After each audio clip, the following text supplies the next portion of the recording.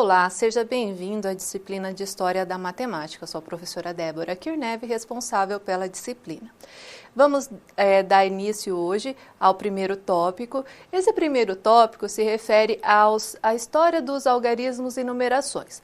Porém, no decorrer da disciplina, nós vamos abordar também sobre a história da álgebra, sobre a história da geometria, história dos conjuntos, história do cálculo e as tendências de ensino, nas quais nós teremos tópicos como aprendizagem significativa, o uso da história como recurso didático, aprender sobre a etnomatemática, ou seja, nós vamos ter toda essa abrangência. Então, no desenvolvimento de todas as teleaulas, nós vamos fazer algumas relações entre esses conteúdos, porém, no final, nós vamos fazer esse fechamento com essas tendências de ensino.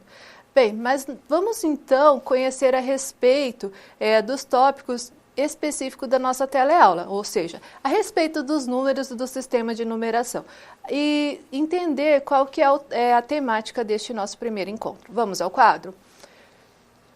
Bom, nós vamos conhecer então os percursos históricos do desenvolvimento do sistema de numeração e avançando nós temos que uma citação, vamos acompanhar.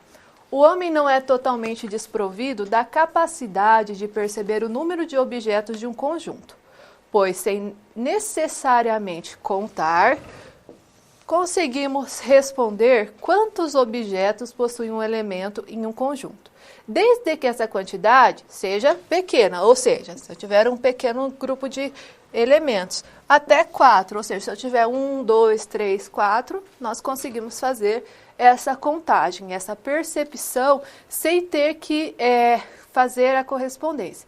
Essa capacidade nós denominamos de senso numérico. O que significa isso? Se eu tiver lá um grupo pequeno, eu não preciso contar cada unidade, ou seja, fazer 1, 2, 3, 4. Eu vi um agrupamento. Eu vejo lá, eu consigo perceber que tem um objeto, ou perceber que tem dois direto. Ah, ali tem 2 objetos, ou tem 3, ou tem 4. A partir de 4, só com essa percepção do olhar, às vezes não conseguimos identificar. Então, precisamos numerar o primeiro, o segundo, ou contar 1, 2, 3, 4, 5, 6, enfim. Fazer essa correspondência termo a termo. Essa habilidade que nós temos, nós denominamos de senso numérico. E esse vai ser o primeiro ponto que nós vamos abordar. E entender quando que isso surgiu. Então, a primeira questão que eu abordo é como que se aprendeu a contar. Vamos ao quadro? Avançando, nós temos essa questão. Essa questão nos remete a pensar o seguinte: como que um sujeito atualmente, como que a criança aprende a contar? Então, se nós pensarmos num processo, avançando no próximo slide, eu tenho que os homens, eles aprenderam a contar por meio de um conceito que nós denominamos de correspondência biunívoca, ou que nós chamamos também de correspondência de 1 para 1.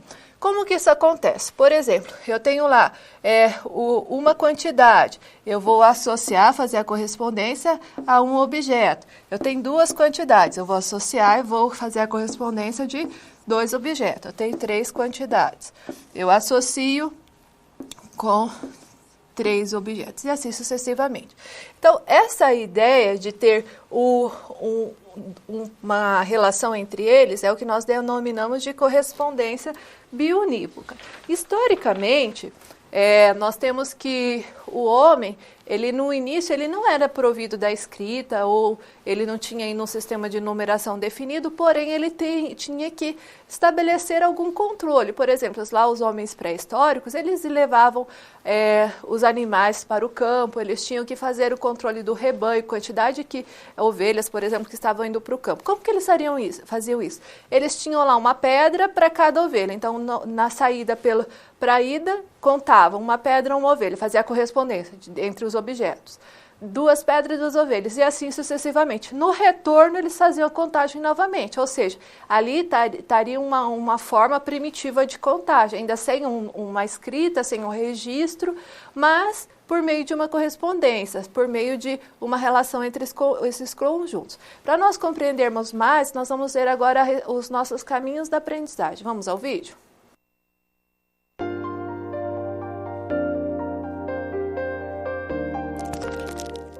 Desde os primórdios, o homem precisou dos números para saber se as tribos inimigas tinham mais ou menos pessoas, ou para ter algum controle sobre os rebanhos e as plantações. Isso poderia ser feito relacionando uma pedra para cada inimigo, um dedo para cada animal e assim por diante. Não por acaso, hoje utilizamos um sistema numérico de base 10 no nosso sistema indo-arábico. Temos nomes para os números até 10. Os outros números possuem nomes etimologicamente relacionados a eles. Foi principalmente na Grécia que a matemática transcendeu o que representava até então. Tudo é matemática, segundo Pitágoras. Surgia assim matemática pela matemática. Você já parou para pensar na quantidade de números que vemos e ouvimos durante apenas um dia? Prestando atenção nisso e em como são formados os números que utilizamos, somos remetidos diretamente à história da matemática. Assim, nos aprofundando nesse tema por meio das SPs dessa unidade, vamos desenvolver o nosso senso numérico, o que vai nos ajudar muito na prática dos cálculos. E aí, pronto para começar? Então acesse o livro didático e o material complementar que você encontra no seu ambiente virtual. E não se esqueça de fazer os questionários das pré- e pós-aulas de cada sessão. Bons estudos! Bem, então para nós abordarmos a respeito disso, nós vamos ter alguns conhecimentos prévios nas quais nós precisamos nos apoiar. Vamos destacar no quadro? Acompanhe comigo. A primeira coisa que nós vamos recorrer é o sistema de numeração decimal, ou seja, como que nós escrevemos os números na atualidade? Vamos usar esse conceito para nós entendermos como que surgiu os nossos sistemas de numeração, os usados na atualidade e os que são tópicos históricos. Além disso, nós vamos tratar de algumas operações matemáticas que nós precisamos resolver multiplicações, potenciações, ou seja, nós vamos recorrer às operações matemáticas elementares. Agora nós precisamos conhecer a nossa situação geradora de aprendizagem. É o tópico que vai direcionar toda a nossa teleaula. Então vamos conhecer agora o nosso personagem e a situação na qual ele vai abordar. Voltando ao quadro. Henrique, ele é um sujeito comum, que percebe o quanto os números fazem parte do seu dia a dia. Ao se questionar sobre como seria a sua vida sem os números, pense como que seria se nós não tivéssemos os números hoje.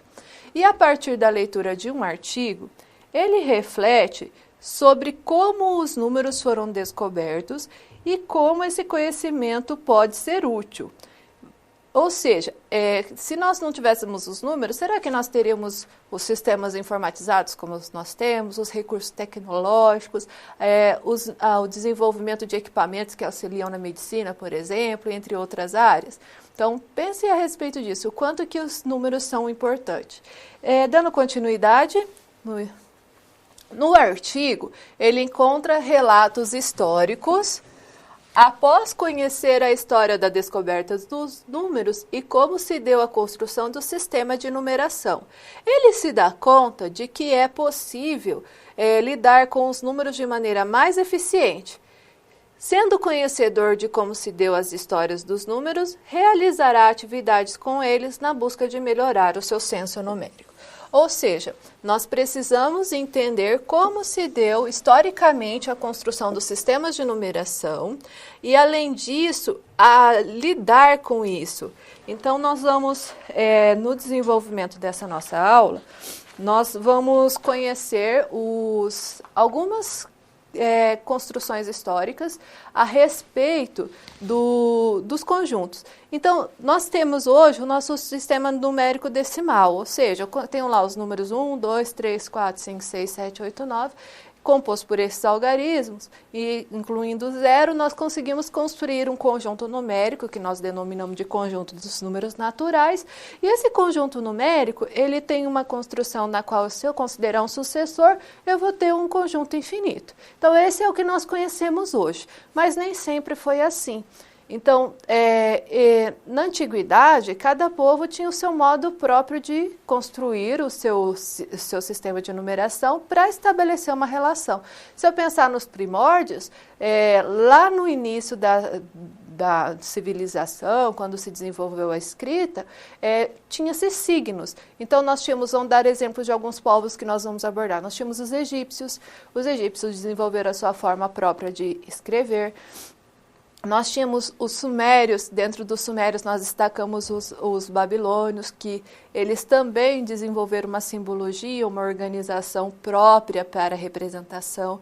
Nós temos os romanos. Os povos romanos, eles também utilizavam as suas letras do alfabeto para fazer a sua própria representação e o agrupamento com regras para esse conjunto numérico. Nós temos os povos maias, que posteriormente também eles desenvolveram um sistema com uma base de numeração diferenciada, na qual eles, inclusive, desenvolveram técnicas voltadas para um calendário específico, usando o seu sistema de numeração. Enfim, nós temos aí alguns exemplos de povos que contribuíram, cada um da sua forma, para os registros históricos e que nós temos acesso a esses registros por meio de documentos e que nós conseguimos verificar que o sistema de numeração se desenvolveu ao longo do tempo.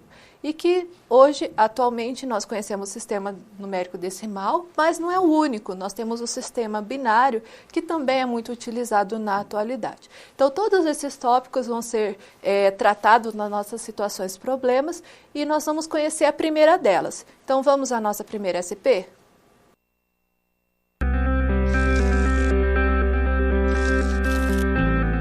Olá, tudo bem? Espero que esteja gostando dessa aula. Como você pôde perceber, é muito importante estudar o conteúdo da pré-aula no ambiente virtual, antes de conhecer e resolver as situações problema. Vamos lá? As etapas para compreender e resolver as SPs são simples e facilitam os seus estudos. Primeiro, é necessário conhecer e interpretar os detalhes da situação problema, entender onde se passa a situação, quais agentes estão envolvidos e quais recursos estão disponíveis. Depois, é a hora de problematizar a situação apresentada, que são baseadas na realidade de mercado. E isso significa que seu desafio foi elaborado com base nas informações de empresas, experiência dos professores e acontecimentos do cotidiano da sua área. E por último, você vai solucionar as problemáticas. Para isso, você deve utilizar dos conceitos e das teorias vistas nas pré-aulas. Ficou claro? Então o desafio está com você. É hora da SP1. Caso surja um ponto de interrogação, você pode sempre acessar o fórum e enviar suas dúvidas, ok? Bons estudos e até mais!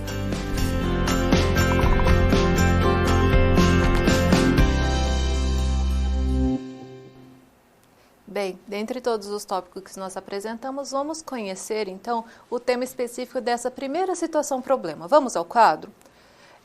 Compreendendo como se deram as primeiras ideias sobre numeração, Henrique procura entender processos simples desenvolvendo uma maneira própria de contar. Ou seja, ele não vai adotar o sistema numérico existente, ele vai pensar no modo de se desenvolver um sistema de numeração. Como isso? Ele procura realizar cálculos matemáticos de modo mais ágeis e eficientes, a fim de aprimorar a maneira como se utiliza os números, ou seja, o senso numérico. Então, nesta primeira situação problema, o nosso foco vai estar sobre formas de contagem. Que instrumentos que eu posso utilizar para fazer a contagem? Como que o homem primitivo começou a organizar os sistemas de numeração? Quais são as representações adotadas pelos povos antigos? Então, essas são as nossas primeiras abordagens e nós vamos tratá-las a partir de agora. Então, vamos conhecer alguns modos de contagem. Voltando ao quadro, eu tenho essa imagem que representa aqui algumas situações. A primeira delas, essa primeira parte da imagem, é quando se utilizava o nó na corda para associar a alguma quantidade. Então, cada nó na corda representava um agrupamento. Outra representação que tem aqui, além do nó na corda, nós temos aqui o uso de pedras. Então, os homens primitivos associavam quantidades a pedras e fazia-se os agrupamentos a partir disso. Então, essas foram as primeiras formas de se estabelecer um modo de contagem. Na segunda parte da imagem, eu tenho uma representação aqui dos povos egípcios. Os egípcios moravam à margem do rio Nilo. Eles tinham necessidades como a divisão de terras, eles tinham as enchentes do rio Nilo, que sempre demandava fazer outras partições do espaço e novas divisões. Eles tinham um modo já de fazer a sua própria estratégias para desenvolver a agricultura, e eles também desenvolveram um sistema de numeração que é conhecido como sistema de numeração egípcio. Então, foi um povo lá da antiguidade que foi bastante desenvolvido. Eles tinham símbolos específicos para unidade, dezena, centena, e faziam os seus agrupamentos. Então, aqui na imagem está sendo riscado na areia alguns destes símbolos.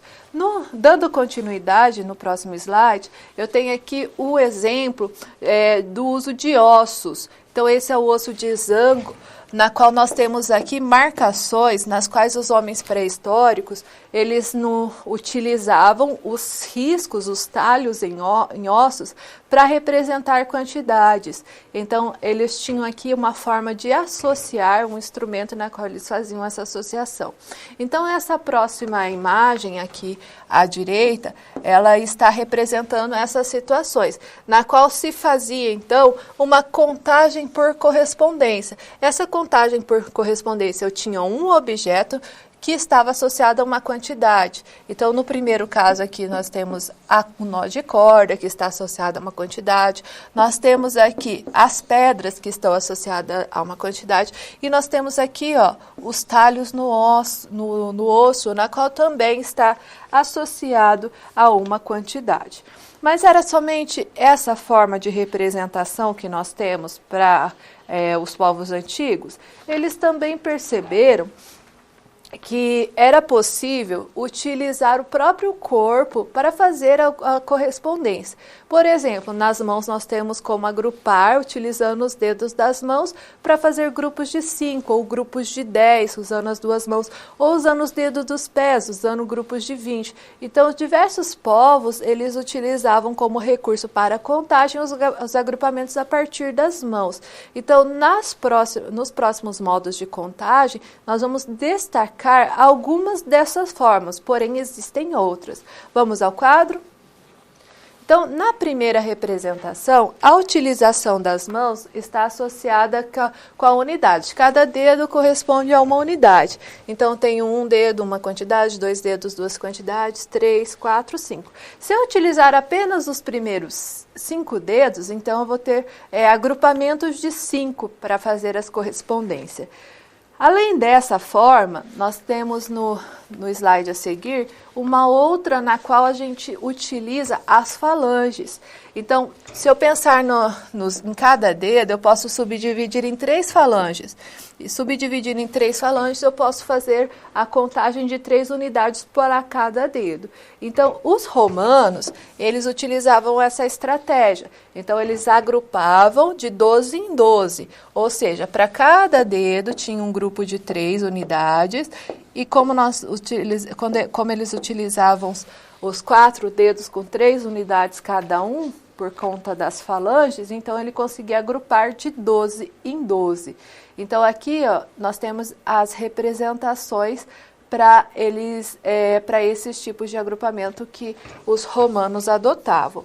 Além disso, no exemplo a seguir, nós temos aqui uma outra forma que também utilizava um agrupamento de 12 em 12 em uma das mãos e na outra fazia associação com as dúzias, para cada dedo uma dúzia. E fazendo a combinação das duas, então era possível agrupar de 60 em 60. Então, utilizando apenas as duas mãos, os sumérios, que utilizavam esse sistema, eles conseguiam fazer a contagem até 60 unidades. Então, vamos exemplificar. Na mão direita, eles faziam a contagem com as falanges. Então, considerava para cada dedo 3 unidades, subdividindo aqui com as falanges. Então, cada dedo, 3 falanges. E para cada agrupamento de 12 que tinha na mão direita, na mão esquerda marcava-se um dedo na qual correspondia a uma dúzia. Então, para cada contagem da mão direita, uma dúzia na mão esquerda. Então, 2 contagens, 2 dúzias, 24 unidades.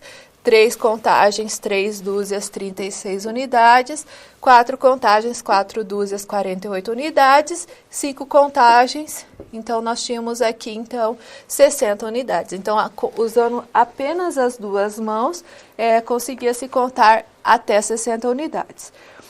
Além desses exemplos de forma de contagem, no slide a seguir, eu trago o exemplo do ábaco. O ábaco também utiliza a ideia de ordem, então na primeira coluna eu tenho a primeira ordem, na segunda coluna a segunda ordem, na terceira coluna a quarta ordem, na quarta coluna a quarta ordem, e na quinta coluna a quinta ordem, na qual para cada ordem eu vou mudando de agrupamento.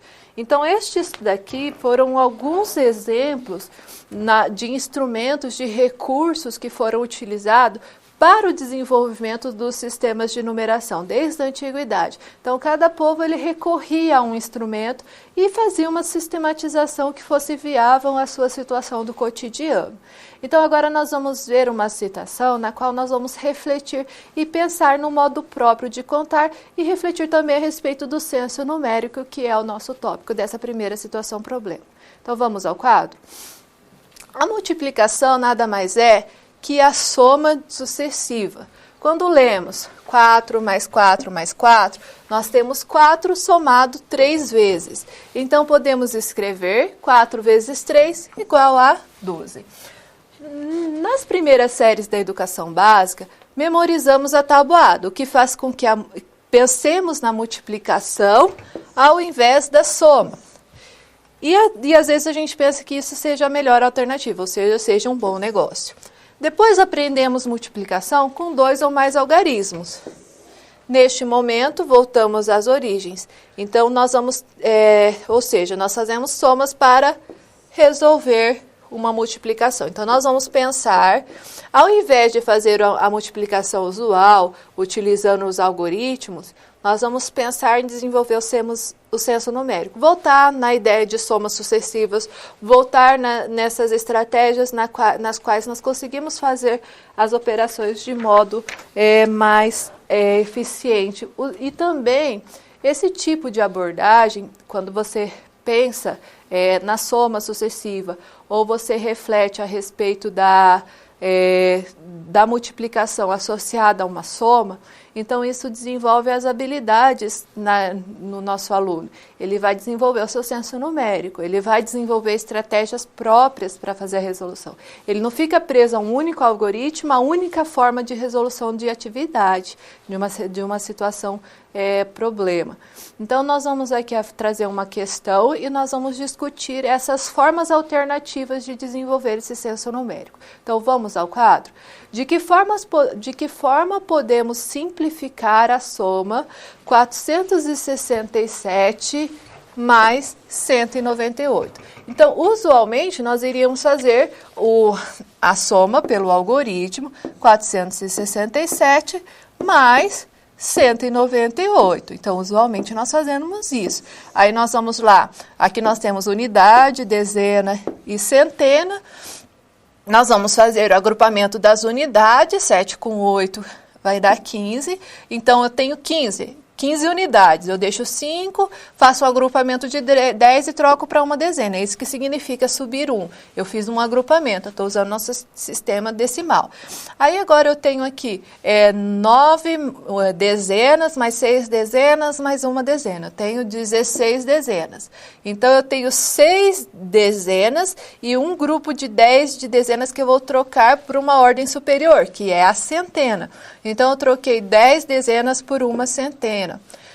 Fiz um novo agrupamento. Então, eu tenho agora uma centena, mais 4 centenas, mais uma centena. Ou seja, eu tenho 6 centenas, 665. Esse é o modo usual. Se nós só ensinarmos para o aluno esse algoritmo da adição, nós estamos trabalhando aqui com o sistema de base decimal, que é o nosso sistema de numeração, na qual aqui eu tenho a primeira ordem, a segunda ordem, a terceira ordem, e para cada ordem que eu faço o acréscimo de uma unidade, eu tenho que pensar no agrupamento dessa base. Então, agora nós vamos ver na Câmara de Documento uma outra alternativa para ensinar isso, utilizando um modo próprio e uma estratégia. Então, como que nós poderíamos fazer? Ao invés de pensar só no algoritmo, então eu posso considerar que uma estratégia para fazer esse processo. Então, eu posso pegar 467 mais 198. Eu troco 198 por 200 menos 2. Por quê? Fazer uma soma com 100, com 200 ou com 300 é algo fácil de se realizar. E 198 é equivalente a 200 menos 12. Então, eu tenho aqui que eu vou primeiro fazer 467 mais 200, e isso é um cálculo que dá para fazer mentalmente, então dá 667, mas eu tenho que subtrair 2 no final. Então, isso dá 665. Isso é algo que nós podemos incentivar os nossos alunos a fazer e desenvolve o cálculo mental. Então, ele desenvolve habilidades como o senso numérico. Quando a gente pensa na multiplicação, então, o que eu posso adotar como procedimento para a multiplicação? Então, aqui eu tenho outro exemplo. Se eu considerar aqui 27 vezes 15, então eu posso pensar que multiplicações por 10 e multiplicações por 5, elas são, dá para fazer mentalmente. Quando eu faço a subdivisão, eu troco 15, que estava sendo multiplicado, por uma soma de 10 mais 5. Então, vou usar a soma aqui como um recurso para fazer o cálculo mental. E aplico a propriedade distributiva aqui. Então, eu faço primeiro 27 vezes 10, porque 27 vezes 10 é uma operação que dá para fazer cálculo mental. Então, 27 vezes 10, 270. E depois, eu vou fazer 27 vezes 5. Bom, 27 vezes 5 já não é tão fácil de fazer cálculo mental. Mas eu posso usar uma estratégia. 10 para 5 é a metade. Então, 10, se eu tiver 10, eu tenho 2 grupos de 5. Então, se eu fiz já a operação 270 vezes 10, então, se eu fizer 270 vezes 5, é a metade desse agrupamento. Então, é metade do valor também. Então, 270 eu vou considerar aqui mais 135, que é a metade. Então, 270 mais 135 vai dar o resultado de 405. Então, veja que nós utilizamos aqui a soma como um meio, como uma estratégia para realizar essa operação. Lembre que multiplicações por 10, por 5, por 2, elas usualmente são mais simples de realizar. E fazendo isso como uma prática diária, vai se desenvolver o senso numérico e vai se desenvolver o cálculo mental também. Agora nós vamos discutir a nossa próxima situação-problema.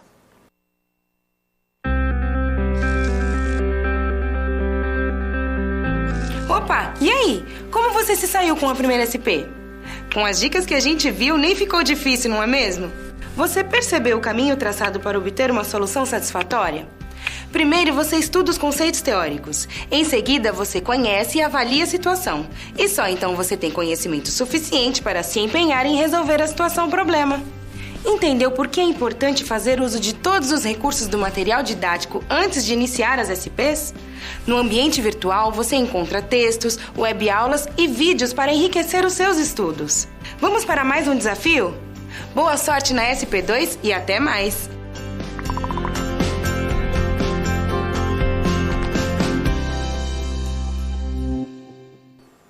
Bom, agora que nós já vimos a respeito do senso numérico, nós vamos abordar sobre como que são formados os sistemas de numerações por meio de uma base ou por meio de um agrupamento simples. Vamos conhecer a situação-problema? Henrique continua sua viagem no tempo, conhecendo bases de numerações observadas ao longo da história.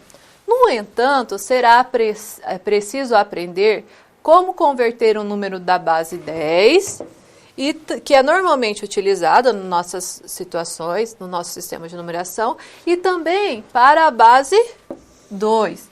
que essa base é comum na área de tecnologia de informação, ou seja, quando nós temos um recurso utilizando na informática, está sendo adotado essa base. Então, nessa situação problema, nós temos que entender como são formadas as bases do nosso sistema de numeração decimal e relacionar com a base binária. Um exemplo disso é os algoritmos na linguagem de programação. A linguagem de programação, o computador processa a informação usando a base binária composta pelos dígitos 0 e 1. E nós vamos então agora conhecer esses sistemas. Vamos ao quadro? Então, antes de falar de um sistema usual, nós vamos entender um na base 10. Então, esse sistema na base 10 é o exemplo dos povos egípcios. Os povos egípcios, eles faziam um agrupamento usando grupos de 10. Então, quando ele tinha uma unidade, nós temos aqui o bastão, que é o símbolo adotado, e ele, para cada uma unidade, fazia um risco que correspondia a uma quantidade. Isso era possível até 9 riscos para corresponder a 9 unidades. Quando se tinha 10, então trocava-se o símbolo, então nossa base aqui é 10. Nesse caso, esse é o agrupamento simples, na qual nós não temos um sistema no caso, que a mudança do símbolo implica na mudança da escrita. Então, se eu tivesse agora 10 unidades, eu ia usar esse símbolo que é chamado de calcanhar. Se eu tivesse 10 grupos de 10, ou seja, 100 unidades, então era utilizado o símbolo, uma troca, que representava o rolo de corda, que era para um agrupamento de 100 unidades. Se eu considerasse 10 grupos de 100, então eu ia obter 1000 unidades. Nesse caso, era adotada a flor de lótus. Se eu tivesse um grupo de 10 grupos de 1000, então eu teria 10.000 unidades e era utilizado um novo símbolo, que é chamado de dedo apontado. Se eu tivesse, então, agora 10 grupos de 10.000, então teria 100.000. E nós tínhamos aqui o peixe, que é o símbolo que eles adotavam para essa quantidade, que é o agrupamento. E eles conseguiam fazer agrupamentos até 1 milhão. Para cada agrupamento de 1 milhão, ele tinha o símbolo do homem, que representava essa quantidade. Esse sistema egípcio usa a base 10, então aqui nós temos um grupo na base 10, e aqui ele não é posicional, ou seja, se eu trocar os símbolos de posição, eles representam a mesma quantidade. Então, nós temos aqui um sistema que a ordem dos desenhos não interfere na quantidade. Cada símbolo está sempre associado com a mesma quantidade.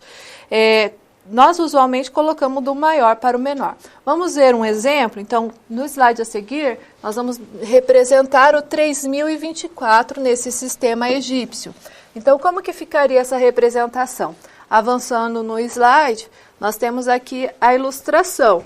Eu tenho aqui 3 flor de lótus, que corresponde a 3 grupos de 1000. Eu tenho aqui 2 calcanhar, que corresponde a 2 grupos de 10, e 4 bastão, que corresponde a 4 unidades. Então, se eu juntar 4 unidades mais 2 grupos de 10, que daria 24, mais 3 grupos de 1000, representa o 3024. Agora que nós vimos um sistema de base que ele que ele não tem uma ordem, se eu mudar os símbolos aqui representa a mesma quantidade, então ele não tem um valor posicional. Agora nós vamos ver um sistema de numeração da base 10, na qual se eu mudar, isso importa, ele tem valor posicional. Então, para isso, nós vamos ver como que é constituída uma base. Vamos ao próximo slide.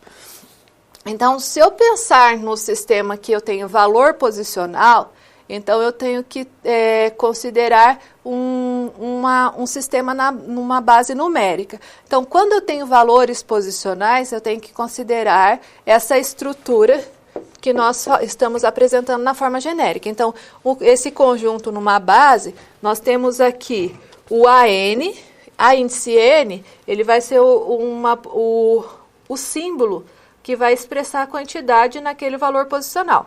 Então, aqui, ele representa, então, o nosso valor posicional. Depois, nós temos a base. Então, por exemplo, aqui, BN representa a minha base. Pode ser base 10, base 5, base 2. Nós vamos abordar a base 10 e a base 2, que foi proposta na nossa situação problema. Mas nós vamos ter, então, para qualquer base que tenha um valor posicional, nós vamos ter essa estrutura. E o N é o nosso índice. Como que nós consideramos o índice? Nós temos do 0 até N e em ordem decrescente. Então, N, depois N menos 1, depois vai decrescendo até chegar a 2, 1 e o último termo que seria o termo elevado a 0. Então, se nós pensarmos no nosso sistema decimal, ele é um composto nessa estrutura e na qual nós também conhecemos nosso sistema decimal como sistema hindu-arábico, que é uma nomenclatura adotada. Avançando, tem a representação dos dígitos decimais, que são os nossos algarismos. Então, eu tenho os algarismos 0, 1, 2, 3, 4, 5, 6, 7, 8 e 9. E nossos agrupamentos são compostos em potência de 10. Então, se eu pensar numa unidade, é 10 elevado a 0. Se eu pensar no agrupamento de 10, é 10 elevado a 1. Se eu pensar no agrupamento de 100, é 10 elevado a 2. No agrupamento de 1000, é 10 elevado a 3. Agrupamento de 10.000, 10 elevado a 4, e assim sucessivamente. Então, nesse caso, a nossa base aqui é a base 10. Então, naquela estrutura genérica, a nossa base é 10. Se nós pensarmos na questão posicional, os nossos números, nossos dígitos, eles têm valor posicional. Por quê? Se eu pensar no 135, no 531 ou no 153, então eu estou alternando os dígitos de posição. E cada número aqui representa uma quantidade de unidade diferente. Então, aqui no primeiro caso eu teria 135 unidades, no segundo caso eu teria 531 unidades, no terceiro caso eu teria 153 unidades. Então, nesse caso, eu consigo escrever numa base de numeração. Então, eu tenho um sistema decimal e esse sistema ele é posicional. Então, quando eu consigo escrever ele de forma que representa numa base, então ele é posicional. O próximo exemplo que nós temos é o sistema binário. Então, tem os dígitos 0 e 1, e nós temos a mesma ideia da base decimal, só que, nesse caso, o 2 elevado a 0 representa uma unidade, 2 elevado a 1, 2 unidades, 2 elevado a 2, 4 unidades, e assim sucessivamente. Se eu tiver 2 elevado a 10ª, representa 1024 unidades. E esse é o exemplo citado para os sistemas computadorizados, certo? Como comparar esses dois sistemas? Então, no slide a seguir, nós fazemos aqui a comparação. No sistema decimal, 0 está relacionado com 0 no sistema binário. Então, aqui é o sistema decimal e aqui é o sistema binário. 1 está correspondendo com a 1, porque eles têm a mesma quantidade de dígitos. Se nós pensarmos agora em 2 unidades é escrita como 1, 0 no sistema binário. 3 unidades é escrito como 1, 1 no sistema binário. 4 unidades é reescrito como 1, 0, 1, 0 no binário. 5 unidades, 1, 0, 1 no binário. 6 unidades, 1, 1, 0. 7 unidades, 1, 1, 1. 8 unidades, 1, 0, 0. Então, aqui seria a correspondência que nós temos quando comparamos. Mas como podemos converter? Então, avançando, no próximo, a gente pode pensar num processo para fazer a conversão. Então, eu tenho aqui 21 no sistema na base decimal e eu vou fazer a conversão para a base binária. Para fazer para a base binária ou para qualquer outra base, nós vamos adotar a divisão sucessiva. Então, eu vou fazer aqui, 21 dividido por 2 e vou anotar o resultado. O resultado é 10. Sobrou o resto 1, então eu vou anotar o resto. Agora, eu vou continuar. Eu vou dividir 10 por 2. 10 por 2 é 5. Eu vou anotar o resto de novo, mas o resto agora é 0. Vou dividir 5 por 2.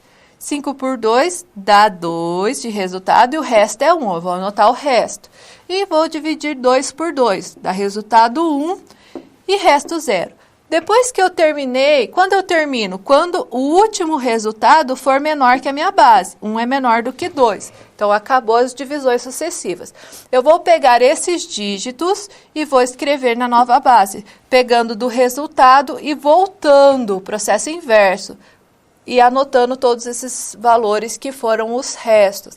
Então, o último é o quociente da última divisão, que é o primeiro algarismo, e os demais são os restos da divisão. Então, essa vai ser a composição para converter.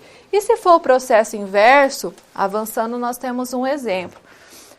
Nós temos aqui, se eu tiver no sistema binário, então eu tenho 1001 na base 2, eu vou trocar para a base decimal. Então, eu vou pensar naquela estrutura do sistema de numeração. Aqui eu tenho N que vai de 0 a 3.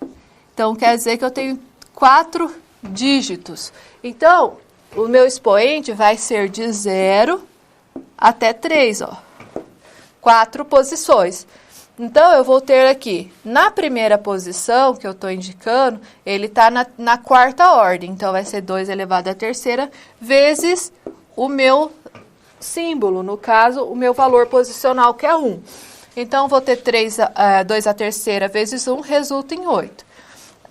Na próxima ordem, na terceira ordem, eu tenho 2 ao quadrado vezes 0. Isso resulta em 0. Na segunda ordem, eu tenho 2 elevado a 1 vezes 0. Isso resulta em 0. E na primeira ordem, eu tenho 2 elevado a 0 vezes 1. Isso resulta em 1. Depois que eu fiz todas essas operações, eu vou somar esses resultados. Isso vai gerar o resultado 9. Então, aqui nós fizemos a conversão. Para finalizar, nós temos um exemplo. Então, no slide a seguir, o Henrique, ele vai converter 147 para a base binária. Como que podemos realizar essa operação? Então, avançando, nós temos o seguinte.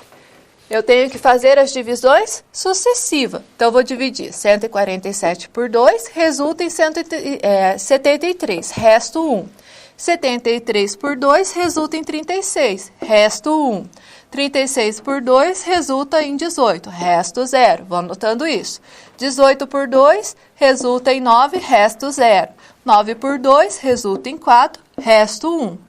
4 por 2, divisão exata, resto 0. 2 por 2 dá 1 e é resto 1. Como que eu vou escrever o número na base? Então, eu vou pegar e anotar. O primeiro dígito é o 1, depois o 0, depois o outro 0, depois o 1, depois o 0, 0, 1 e 1, que está sendo indicado como a conversão. Então, 147 na base 10 é igual a este número que nós construímos aqui na base binária. Bom, então, estes foram os nossos exemplos para essa situação problema. E agora nós vamos conhecer a nossa próxima SP.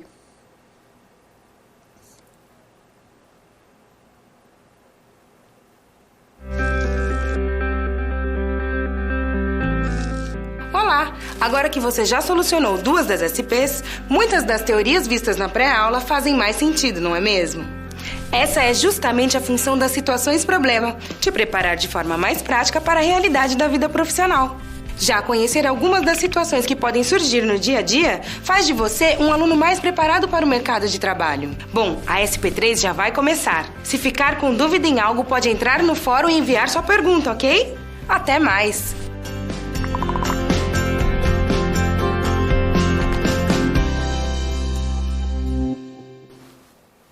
Bem, até agora nós já vimos sobre o senso numérico, que é uma forma de a gente desenvolver o raciocínio lógico. Nós vimos sobre os sistemas de base de numeração, na qual nós temos como ter uma base não posicional, na qual a ordem dos algarismos não interfere na composição do número. E uma base na qual nós podemos escrever na forma de potência, que cada algarismo ali tem o seu valor posicional. Se eu alternar esses algarismos de posição, significa que eles se expressam quantidades diferentes, que são os nossos sistemas de numeração posicional. Nós exemplificamos a base 10 e a base 2. Agora nós vamos compreender como que os números são constituídos. Então, para entender isso, nós vamos ver alguns conceitos relacionados a essa situação. Vamos ao quadro? Durante suas leituras, Henrique percebeu que um número, quando escrito, ele se chama numeral. Lembrou-se que o homem difere dos outros animais de modo mais acentuado por ter desenvolvido uma linguagem, não só falada, mas também escrita. Juntando as duas coisas, percebeu que os registros numéricos, eles tinham uma importância ainda mais significativa do que ele havia notado até o momento. Dando continuidade, refletindo sobre as bases numéricas, que é o exemplo que nós vimos na situação anterior, Henrique percebeu a importância do registro. Ou seja, quando eu escrevo um número, dependendo do tipo de situação, de se ele é um posicional ou não, tem diferença. Então, desde as marcas de entalhes em ossos ou em pedaços de madeira, até sistemas que utilizamos hoje, a humanidade passou por muitas experiências interessantes. Ou seja, nós passamos por um processo de transformação na qual nós tínhamos objetos, depois esses objetos eles estavam associados à quantidade, depois se desenvolveu formas próprias de contar, na qual tinha símbolos que estavam representando os agrupamentos, e os sistemas de numeração foram evoluindo e nós chegamos a sistema como o nosso, que é o sistema indo-arábico, na qual nós temos como se escrever numa base decimal e constituir a composição de qualquer número por meio desse sistema, tá? Por meio dessa escrita na forma de uma base decimal. Agora nós vamos entender como que nós denominamos a ideia de número e diferenciamos de numeral. Acompanhe no quadro. Nós citamos a respeito do número e do numeral na nossa situação problema, mas qual a distinção entre eles? O numeral é quando nós utilizamos uma forma escrita para representar esse número. Então, nós temos símbolos e esses símbolos eles vão representar uma quantidade. Então, se eu escrevo o número 274, isso daqui eu leio 274, que representa uma quantidade. Essa noção de quantidade é um objeto mental que nós temos. Eu entendo quanto isso representa. Esse objeto mental nós chamamos de número, ou seja, é a noção de quantidade de alguma coisa, é o quanto aquilo equivale em unidades. Então, isso é interno ao sujeito. E quando nós pensamos em algo, então nós temos em alguma quantidade, então nós temos essa constituição. Mas, para fazer essa associação entre o numeral escrito e o número que está numa forma de pensar, nós temos os algarismos. Os algarismos são as unidades constituintes do numeral escrito. Então, para formar um número que é um objeto mental, eu tenho o numeral 274, que é constituído dos algarismos 2, 7 e 4. Então, veja, essas três coisas, elas são interdependentes para fazer a constituição do número. Porém, nós temos que esses conceitos eles estão relacionados às mais diversas formas de sistemas de numeração. Agora nós vamos ver um exemplo histórico de um sistema que é escrito numa base, que tem valor posicional, mas que tem uma simbologia própria, uma forma específica de ser representado. Então vamos ao quadro. Nós temos aqui a escrita cuneiforme. Essa escrita cuneiforme, ela foi uma invenção dos sumérios e também eles foram uma forma adotada pelos babilônicos. Então nós temos aí um sistema que está escrito na base 60. Se ele está escrito numa base de numeração, então significa que os agrupamentos eles vão ter valor posicional, mas não é da forma usual que nós conhecemos hoje, não é como escrito na forma de base 10, escrito na forma de potência como nós conhecemos. Eles vão ter algumas particularidades. Então, por exemplo, eles dividiam o agrupamento na base 60 em etapas. A primeira parte, nós tínhamos agrupamentos simples. Esse agrupamento simples usando a base 10. Então, agrupamento simples, se eu mudar de posição, não altera quanto que vale cada um. E nesse agrupamento simples, era usada essa cunha para representar as unidades. Então, tem uma unidade, 2 unidades, 3 unidades, 4 unidades, até no máximo 9 unidades. Quando eu tinha um grupo de 10, então era trocada por uma cunha voltada para a lateral, voltada para a lateral esquerda, e cada cunha voltada para a lateral corresponde a um agrupamento de 10. Isso era utilizado no máximo até 59 unidades, porque quando eu completasse um grupo de 60, então aqui a minha base era 60, então eu teria uma composição de um novo agrupamento que tinha valor posicional. Então, é um agrupamento misto, que tem a parte do agrupamento simples e do valor posicional. Então, dando continuidade, no quadro a seguir, nós temos então aqui como eles faziam. Então, se eu tivesse 60, eu ia trocar novamente pela cunha. Só que, para diferenciar, eles ou modificavam o tamanho, ou davam espaçamento, eles davam algum destaque na escrita. Lembra que os símbolos eles eram escritos em placas de argila e na representação estava inserido no meio de vários outros símbolos. Então, quando era para falar que era um agrupamento de 60, essa cunha ela era desenhada da mesma forma, mas ela ganhava um destaque. Então, se fosse para 120, seria a mesma coisa, ela estaria espaçada ou com algum destaque em relação ao restante da escrita. O 180, que seria 3 grupos de 60, a mesma coisa. E isso iria acontecer para esses agrupamentos que correspondia a essa base. Bom, mas quando tinha, então, que misturar a parte que corresponde aos agrupamentos de 60 e a parte de agrupamentos simples. Então, em geral, eles davam um espaço. Então, aqui, o 243. Então, eles davam um espaço ou tentavam diversificar a escrita.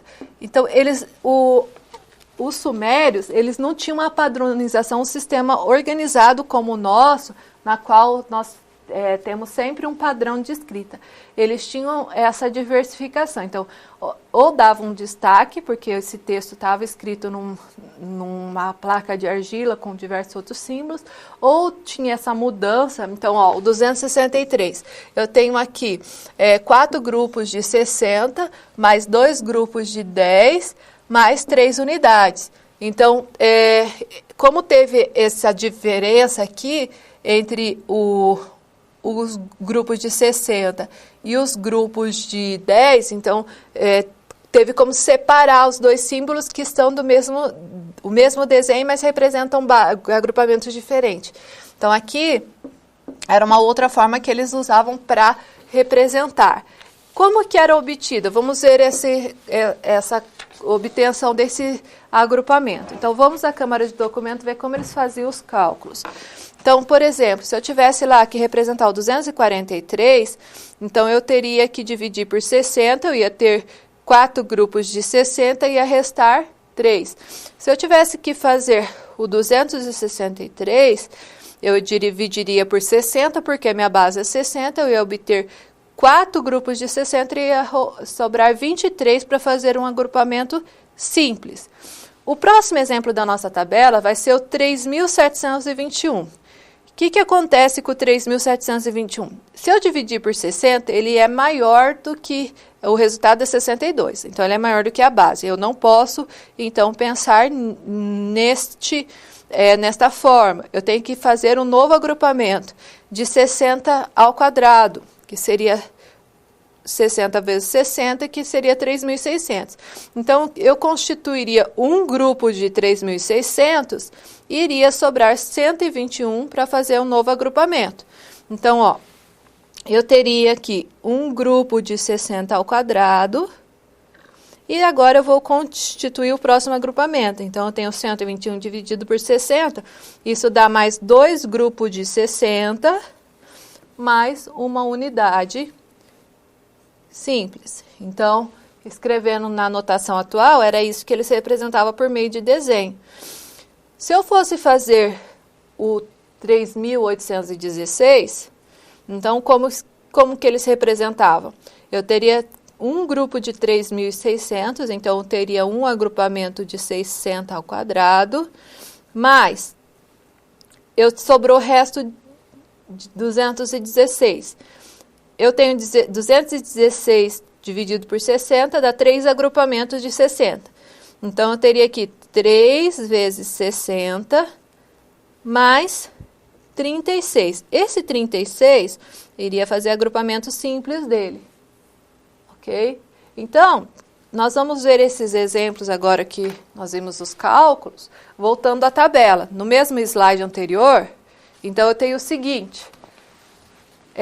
Se eu fosse constituir aqui o 243, eu tenho 4 grupos de 60 mais 3 unidades e o espaçamento para separar isso. O 263, eu tenho 4 grupos de 60 mais 20 mais 3. O 3.721, eu vou ter um grupo de 3.600. Nós vamos ter apenas 2 grupos de 60, então faz uma correção, é só 2 grupos aqui.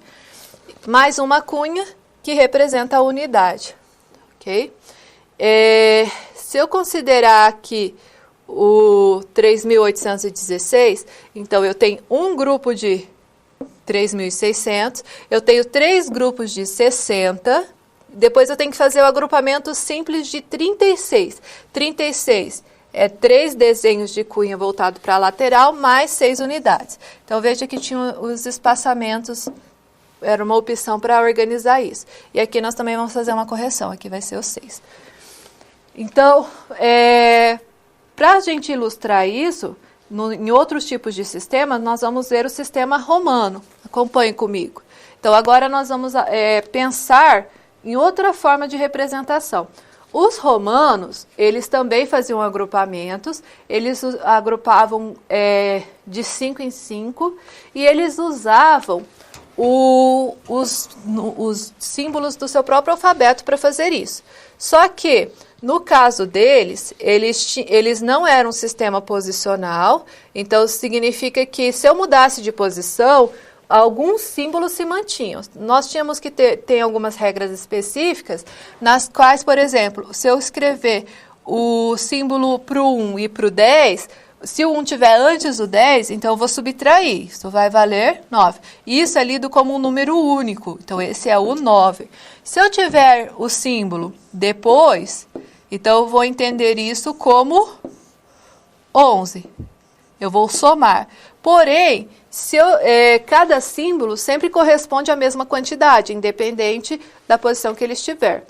Então, nós tínhamos aqui o símbolo para o 1, para o 5, o X era para o 10, o L é para o 50, o C é para 100, o D é para 500, o 1000 era o M. Então, esses são alguns exemplos do sistema romano. E para a gente finalizar, a gente vai praticar fazendo uma resolução de um exemplo. Vamos ao próximo slide? Então, por exemplo, se eu fosse, nós vamos só corrigir aqui, que é 568. Se eu fosse pensar no nosso exemplo de escrita cuneiforme, se o nosso personagem fosse representar o 568, como que ele poderia escrever isso? Então, vamos pensar, se eu dividir o 568 por 60, como a nossa base é 60, então eu vou ter aqui 9 agrupamentos de 60 e vai restar 28. Então, eu vou ter 2 cunhas voltadas para a lateral e 8 cunhas representando as unidades.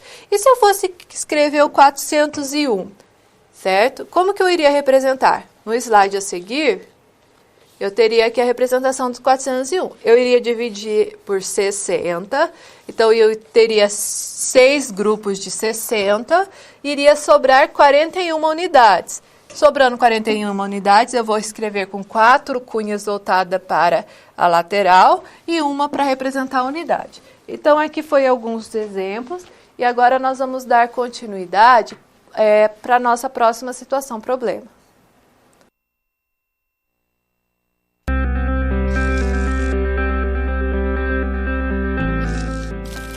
O trabalho de um bom profissional é a soma de conhecimento e experiência. O conhecimento você obtém estudando a pré-aula, tirando dúvidas no fórum, acessando as web-aulas, ou seja, fazendo bom uso dos materiais oferecidos aqui no ambiente virtual. Já para ter experiência antes mesmo de ir para o mercado de trabalho, você precisa se empenhar na resolução das SPs. Lembre-se, quanto mais você se dedicar analisando com atenção, fazendo anotações na hora de levantar hipóteses, procurando diferentes soluções até obter a melhor, mais preparado você estará para desempenhar sua profissão. Você já resolveu 3 desafios, mas ainda falta a SP4. Se dedique, hein?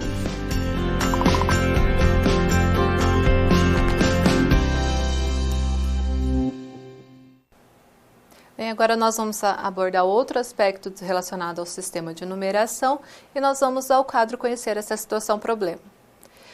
De acordo com as suas pesquisas, Henrique também percebeu que os números podem ser utilizados na ordenação e esse fato torna numerais ordinais, enquanto aqueles utilizados nas contagens são os cardinais, associados da seguinte forma: o número 1, que é um cardinal, ele torna-se primeiro, o número 2 torna-se segundo, e assim sucessivamente. O número, ele pode ser escrito e ele pode representar a posição ocupada por ele numa sequência. Dando continuidade, além disso, no seu trabalho, Henrique lidava constantemente com frações. Por vezes, observava que a demanda de um produto de sua empresa sofria um aumento de 25%, por exemplo, que representava o aumento de 1/4 em relação do que se tinha antes. Bem, então, nesta situação problema, nós vamos ter 2 aspectos para lidar. O primeiro é relacionar cardinais e ordinais, e o segundo é compreender um pouco e explorar o conceito de fração. Então, na imagem a seguir, nós vamos fazer uma comparação e tentar diferenciar o que são cardinais e o que são ordinais e como que eles estão sendo aplicados. Nessa pista de corrida, se vocês analisarem, nós temos as raias numeradas. Então, as raias aqui estão indicadas como 1, 2, 3, 4, 5, 6, 7, 8, 9. Então, aqui nós estamos utilizando os números para contagem. Então, quando isso acontece, nós estamos se referindo aos números cardinais. Então, o número 1, 2, 3 e o conjunto dos números naturais que são utilizados frequentemente nesse aspecto para estabelecer uma contagem, eles denominam-se dessa forma. Agora, se eu pensar nos corredores, os corredores eles estão participando de uma disputa. Então, vai ter o primeiro lugar, o segundo lugar, o terceiro lugar. Isso indica uma relação de ordem, então, na qual tem uma colocação, primeiro, segundo, terceiro. Então, neste caso, nós estamos considerando os ordinais. Então, tem uma ordenação. Okay? Então, essa daqui seria uma exemplificação desses 2 conceitos relacionados com os sistemas de numeração. E no slide a seguir, nós vamos ter uma outra situação. Então, como identificar frações no nosso dia a dia? Então, pensando na imagem da pizza, a pizza ela pode ser fracionada. Então, nós temos aqui a relação de 1 inteiro, e que pode ser dividido, por exemplo, em 4 partes, em 8 partes, em 6 partes, depende do contexto. Agora, nós vamos pensar como que surgiu a ideia de fração. Então, existem alguns documentos históricos, como o papiro de Hind. Ele é um registro lá dos povos egípcios, nas quais já tinham problemas cotidianos que eles registravam e continham alguns símbolos que foram traduzidos como representando frações. Na Câmara de Documento, eu vou ilustrar alguns desses exemplos. Então, Se eu considerar aqui a fração 1/3, já nos registros desse papiro, eles já entendiam que nas resoluções de problema, 1/3 de 75 era equivalente a 75/3 e que representavam 25 unidades. Eles tinham, por exemplo, esse símbolo aqui, é um traço com um ponto sobre. Esse símbolo, para eles, já representava 1/8. Ou tinha aqui o símbolo anterior com essa cunha abaixo. Isso daqui já representava 1/20. Então, veja, desde a antiguidade, nós temos aqui que os povos egípcios, por exemplo, já entendiam o conceito de fração. Porém, naquela época, como as frações estavam associadas com soluções de problemas do dia a dia, era um conceito empírico, por meio das experiências vividas, nas quais eles tinham apenas as frações como um subconjunto dos números racionais, então elas eram estritamente positivas e não estava sistematizada ainda por meio da construção de um conjunto numérico. Então tinha problemas envolvendo fração? Tinha, mas era por meio de experiências e vivências cotidianas. Voltando ao quadro, nós temos aqui um exemplo para representação de frações. Então, se eu pensasse na situação da pizza, então eu tenho que fazer essa cálculo usando o meio usual? Não, eu posso utilizar a ideia do inteiro e da fração em partes e ensinar esse conteúdo de uma forma que o aluno compreenda. Posso associar o objeto com uma representação. Então, nosso objeto aqui é a pizza e eu estou associando com a representação. Nessa primeira representação, eu tenho um inteiro, o inteiro foi dividido em duas partes iguais e considerada uma. Então, eu tenho a fração 1/2. Na segunda parte, vamos pensar que a nossa inteira é a nossa pizza. Ela foi dividida em 3 partes e eu estou considerando uma parte de 3. Então, aqui eu tenho 1/3. E como que eu faço a adição usando a representação gráfica? Então, essa daqui é a primeira situação. Eu vou fazer a adição disso. Então, eu teria que fazer aqui a representação de 1/2 mais 1/3. Em geral, os alunos lá do 6º ano começam a aprender isso e eles precisam entender isso de uma forma mais didática, mais exemplificada. Então, essa é uma forma de ensiná-los. Agora, se eu pensar na adição, eu vou ter que trabalhar com o conceito de fração equivalente. Então, trabalhar com o conceito de fração equivalente é escrever num denominador comum. Escrever num denominador comum, eu posso pensar que aquela minha representação anterior eu vou ter que dividir em partes iguais. Então, 1/2 e 1/3, eu posso reescrever se eu dividir o meu inteiro em 6 partes. Então, na primeira representação aqui, eu tenho 6 partes e eu estou adotando 3 partes. Então, eu tenho 3 partes de 6. E isso daqui é equivalente, então, isso é equivalente a 1/2, que é a minha representação inicial. Se eu pegar a segunda, que era 1/3, e eu estou adotando o meu inteiro agora dividido em 6 partes, ela vai ser equivalente aqui a 2 partes de 6. Então, eu tenho 2/6. Então, isso é equivalente, então, a primeira fração, que é 1/3. Ou seja, agora que eu tenho as frações escritas numa forma equivalente, eu posso fazer a adição. Então, aqui a primeira parte corresponde a 3/6. A segunda parte corresponde a 2/6. Então, nesse caso, a minha soma aqui representa 6 partes de 6. Então, aqui é uma forma para nós pegarmos e escrevermos isso de uma forma representada e também associada com o MMC e frações equivalentes. Agora nós vamos ver uma problematização a respeito dessa situação problema. Vamos ao próximo slide. O Henrique, ele ficou sabendo que 1/4 do salário de seu amigo era gasto com aluguel e 1/6 era gasto com condomínio. Então, aqui eu tenho uma utilização da fração em situação diária.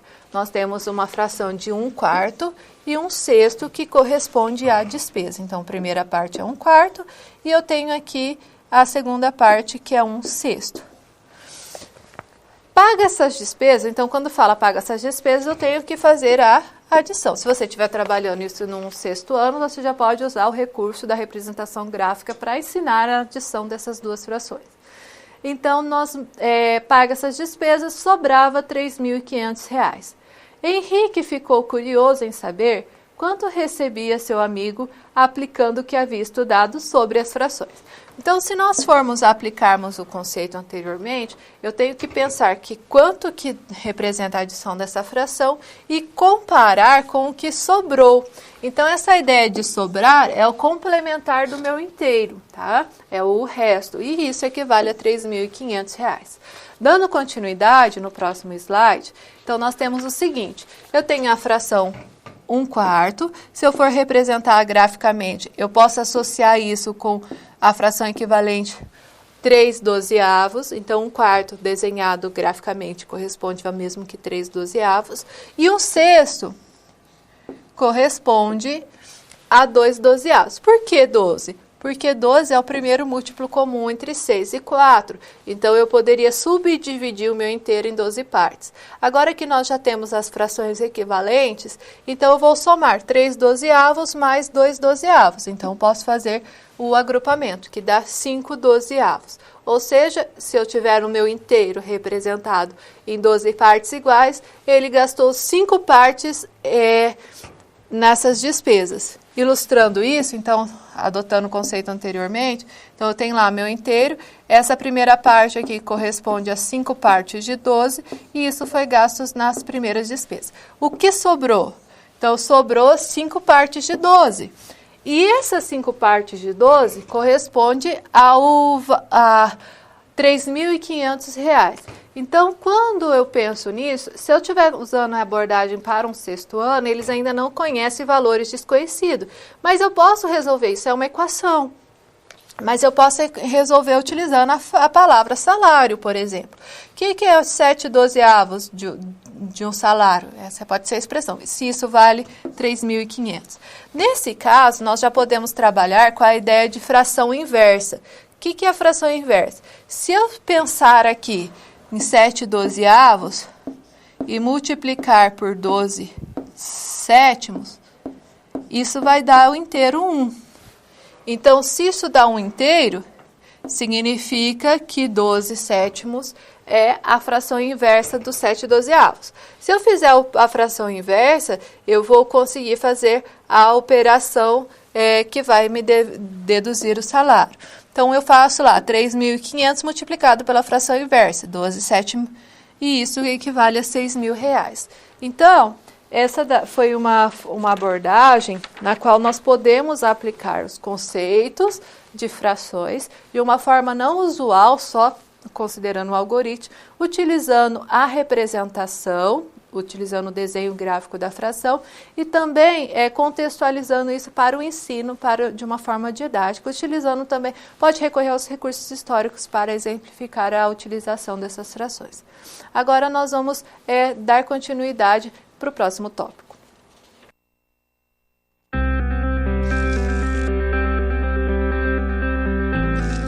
E agora que todos os desafios foram concluídos com sucesso, é hora de refletir sobre o que foi visto.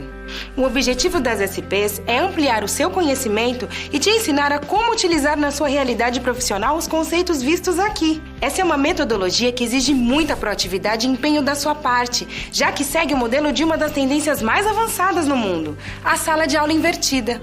E em contrapartida, vai te transformar num profissional diferenciado e mais qualificado para desempenhar as funções da sua profissão. Por isso, faça bom uso dos materiais e das interatividades oferecidas.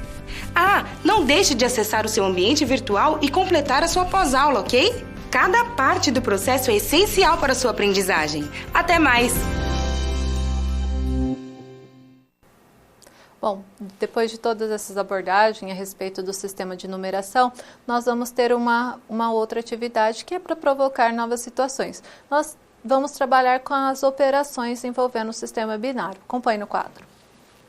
Então, nós temos que nosso personagem foi convidado a fazer a adição de 2 números binários. Então, como que vamos realizar esse procedimento? Então, se eu pensar no sistema binário, ele é escrito na base de numeração 2, na qual nós temos as ordens, primeira ordem, segunda ordem, terceira ordem e assim sucessivamente. Para cada ordem está associada com uma potência de 2. Então, o primeiro passo para fazer uma adição, por exemplo, é escrever os números. Então, eu vou escrever o primeiro deles. Então, eu tenho 1, 0, 1, 1. Então, nesse caso, eu tenho 7 ordens. Primeira ordem, segunda ordem, terceira ordem, quarta ordem, quinta ordem, sexta ordem, sétima ordem. E vou adicionar com o segundo. Semelhante ao que nós realizamos no sistema de base decimal, eu tenho que escrever ordem embaixo de ordem. Então, o segundo número, eu vou escrever na primeira ordem, a primeira posição, na segunda ordem, a segunda posição, na terceira ordem, a terceira posição, e assim sucessivamente, até completar todos os dígitos. Então, eu completei aqui todos os dígitos do segundo número. E eu tenho que pensar que esse sistema está na base 2. Então, em cada ordem, cabem no máximo 2 unidades. Se eu tiver 2 unidades, eu tenho que trocar para uma ordem superior. Então, assim, nós podemos fazer a adição. E os nossos símbolos é 0 e 1. Então, a primeira ordem, eu tenho 2 unidades. 1 mais 1, 2. Então, eu não posso escrever o 2, eu tenho que trocar para uma ordem superior. Eu vou deixar o 0 aqui e o 2 unidades vai ser trocado para a ordem superior. Eu vou acrescentar 1 na segunda ordem. Agora, na segunda ordem, eu tenho 1 que eu acrescentei, mais 1 que eu já tinha, mais o 0. Então, eu tenho um grupo de 2 novamente. Então, eu vou trocar e vou deixar o 0. Vou adicionar 1 na próxima ordem. Na terceira ordem, eu tenho que somar 1 mais 1 mais 1. Então, eu tenho 3 unidades. Um grupo de 2 mais 1. Então, eu vou anotar 1 e o grupo de 2 eu vou trocar para a ordem superior, que vai ser o 1 novamente. Então, eu tenho 1, 0 e 1. Então, neste caso, eu vou fazer o agrupamento 2, só que 2 eu não posso escrever, não é um dígito do sistema. Então, eu vou ter que trocar para a ordem superior e vou deixar o 0 anotado. Depois eu tenho um grupo de 3 unidades, 1 mais 1 mais 1. Então, nesse caso, eu vou fazer um grupo de 2 mais 1. Então, eu vou anotar 1 e vou trocar o grupo de 2 para uma ordem superior.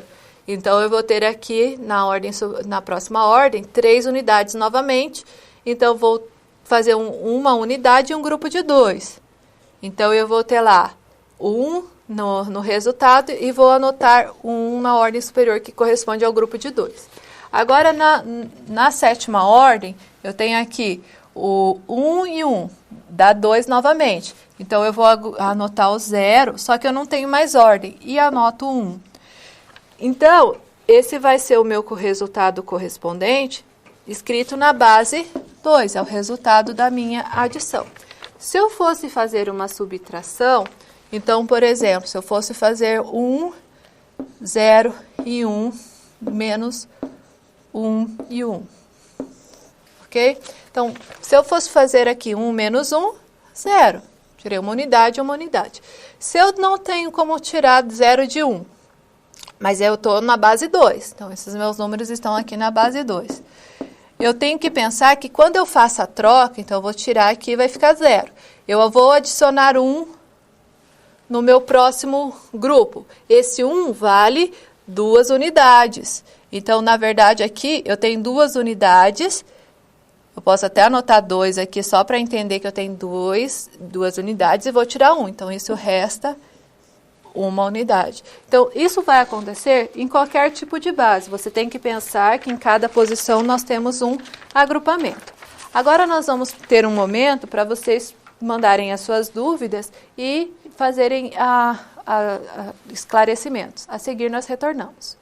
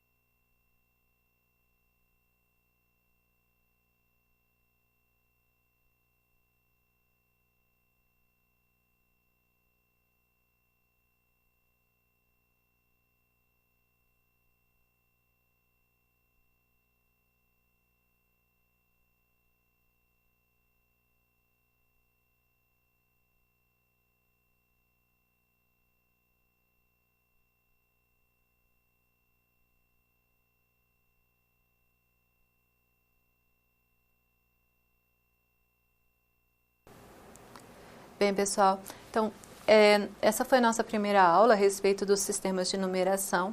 Vocês vão ter algumas atividades complementares no fórum da disciplina, já está aberto esse fórum, eu convido vocês a participar e postarem suas dúvidas também, as suas reflexões a respeito da nossa aula e das nossas discussões.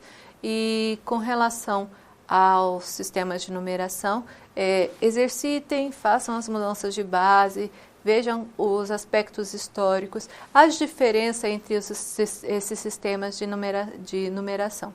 Agora nós vamos ao nosso vídeo de encerramento.